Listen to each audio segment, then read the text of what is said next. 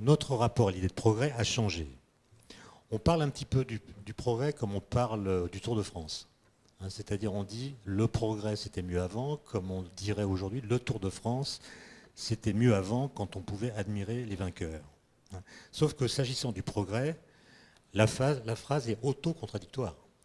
Parce que si progrès il y a eu, cela ne devrait pas pouvoir avoir été mieux auparavant. Hein. Donc dire que le progrès c'était mieux avant, c'est une phrase qui se contredit elle-même. Il y a certaines personnes dans la salle, manifestement, qui sont de la même génération que moi, et qui savent donc que le sens de l'expression « on n'arrête pas le progrès » a changé en une génération. Dans ma génération, il me semble me souvenir qu'il y avait quelque chose de joyeux dans ce « on n'arrête pas le progrès ».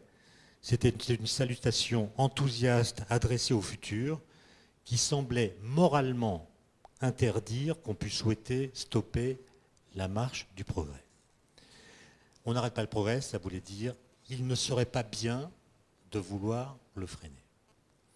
Or, pour avoir mené une discussion avec mes étudiants de l'école centrale, qui ont entre 20 et 22 ans, et leur avoir demandé comment ils entendaient cette phrase, ils m'ont dit que pour eux, on n'arrête pas le progrès signifie qu'il n'est dans le pouvoir d'aucun humain de l'arrêter, comme si le progrès s'était émancipé de nos propres désirs et échappait à toute maîtrise.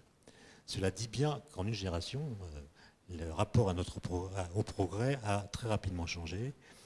Et même si les innovations n'ont jamais été aussi nombreuses et aussi rapides qu'aujourd'hui, les idées d'innovation et de progrès se sont symboliquement décorrélées l'une de l'autre. Kant disait déjà « toute innovation n'est pas un progrès ». Et il semble que cet avis kantien soit devenu une sorte de règle générale. Alors, qu'est-ce que désignait dans le passé l'idée de progrès? Je en donnerai une définition tout à l'heure, mais on peut déjà dire que c'est une idée qui faisait aimer le temps historique.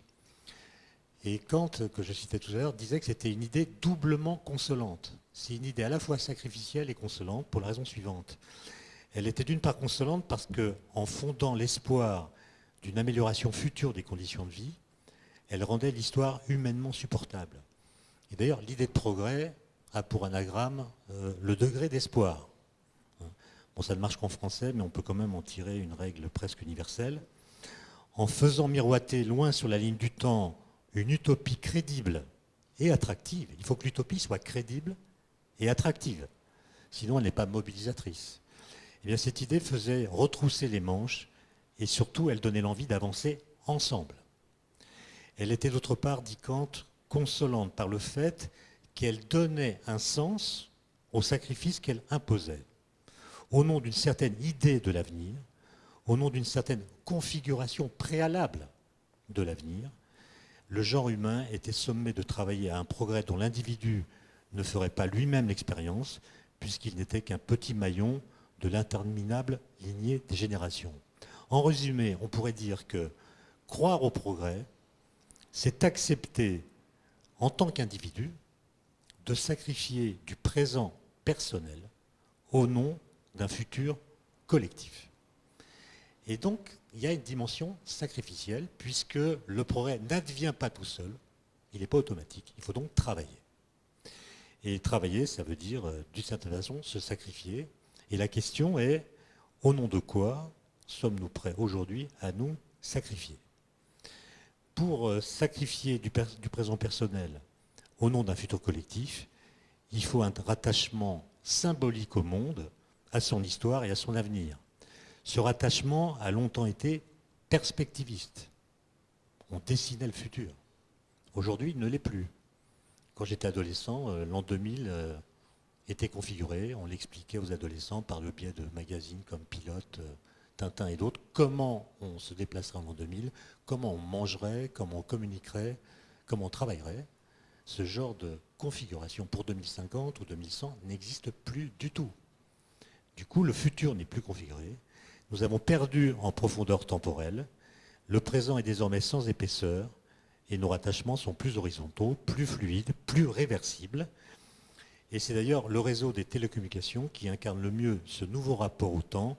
Les nœuds qui le constituent ne sont que des nœuds de passage qui ne nécessitent aucune direction ni aucune finalité. Se trouve ainsi abolie toute idée de récit et même toute idée de filiation qui, jusqu'à présent, était seule capable de donner du sens au collectif et au politique.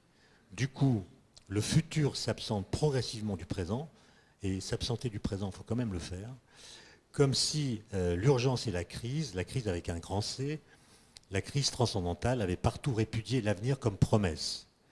Nous entrons dans le règne d'un présent omniprésent, d'un présent limité à lui-même, qui absorbe en quelque sorte le passé, aussi bien qu'il annule les perspectives d'avenir. Et donc dans ce contexte, il me semble, et c'est un des rôles des personnes qui travaillent dans l'entreprise, de reconstruire un horizon. Alors, il y a une autre chose qui vient brouiller notre perception des ruptures en cours, c'est que nous n'avons plus les moyens de savoir quelle histoire nous sommes en train de faire. Nous savons que nous faisons l'histoire, puisque les innovations que nous faisons n'ont jamais été faites. Donc nous faisons l'histoire, mais nous ne savons pas quelle histoire nous faisons. D'une part parce que les conséquences de nos actions sont en partie imprévisibles, d'autre part parce que nous avons des choix à faire. Et cela tient à ce que la connaissance scientifique a ceci de paradoxal, que lorsqu'elle advient, la connaissance produit de l'ignorance. Toute connaissance authentique produit de l'ignorance, ou disons de l'incertitude, et il s'agit là d'une incertitude d'un type très spécial. Elle tient au fait que nous ne pouvons pas savoir, grâce à nos connaissances scientifiques, ce que nous devons faire d'elles. C'est une grande remarque d'Einstein qu'il a faite à Princeton, à un colloque de théologie en 1939. Il dit « Il n'existe pas de chemin qui mène de la connaissance de ce qui est à la connaissance de ce qui doit être. » Voilà. Et c'est ça l'ignorance associée à la connaissance. Nos connaissances en biologie, par exemple, nous permettent de savoir comment produire des OGM, mais elles ne nous disent pas si nous devons le faire ou non. Et cette question-là devient affaire de valeur, et c'est pourquoi les décisions en matière de technosciences sont si difficiles à prendre. Elles le sont d'autant plus que nous avons compris de surcroît que nous ne pouvons pas connaître à l'avance toutes les conséquences de nos actes. Ça, c'est pas nouveau. Paul Valéry disait déjà en 1911 « L'homme sait assez souvent ce qu'il fait, mais il ne sait jamais ce que fait ce qu'il fait. »